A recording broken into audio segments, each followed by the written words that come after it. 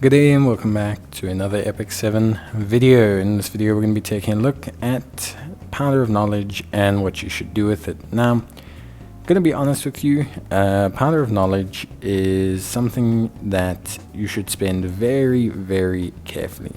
The Powder of Knowledge is a currency that you can earn in-game by exchanging or trading in artifacts or selling them, to be precise.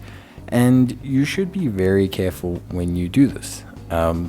Obviously there's great value in what you can pick up, but there are a couple things and tips and tricks to understand first. So let's discuss a little bit about getting Powder of Knowledge. So when you get Powder of Knowledge, it's from selling artifacts. 5 stars drop 30, 4 stars drop 8, and 1 stars give 1.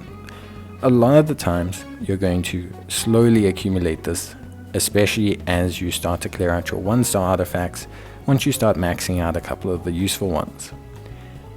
Then you might start to exchange some 4 stars. Very rarely will you be exchanging 5 stars unless you're someone that spends money in Epic 7. So you should never really just sell 5 stars. You should never just exchange them. I've discussed this before. Having multiple copies of 5 stars is always more valuable. Even having, multiple fully limit broken 5 stars is very valuable. And unless you're purchasing a ton of artifacts or a ton of summons, you're not going to get there very quickly. So you should never exchange 5 stars.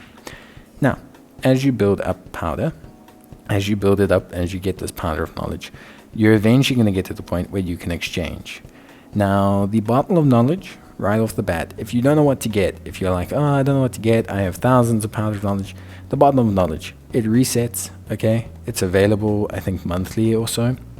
It's something, the time frame's a bit indecent, but the Bottle of Knowledge is something you should always get. It's kind of like a rule of thumb, like, hey, I don't know what to get Bottle of Knowledge, okay? It's one of the few items that can limit break an artifact, makes it super valuable. In terms of artifacts themselves, you want to try and avoid just buying whatever artifact, okay?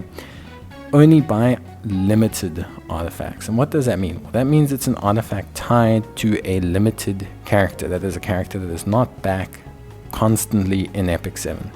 See, because the thing is, to be honest, the artifacts have almost direct value to how scarce they are when it comes to Powder of Knowledge. Using Powder of Knowledge to buy an artifact that comes around, let's say, 4, 5, 6 times a year, not really worth it. Buying an artifact that is good, that comes around once per year, or even once every 13 months, pretty valuable. Now, you don't really get those kind of situations too much anymore, except for maybe collaboration units. But a lot of the times, the limited run characters, be it a Fairy Tale Tenebria, the Seaside characters, etc., have a lot of good value in picking up their artifacts. A great example is the Guiding Light artifact that I showed earlier on in the video. It's a high value artifact that is relatively difficult to get. There are a couple that aren't necessarily limited, but are super valuable.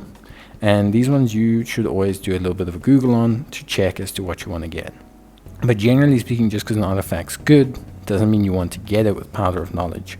Retain your Powder of Knowledge as best you can for the limited run events, when limited run characters are coming back or are currently available on a summon.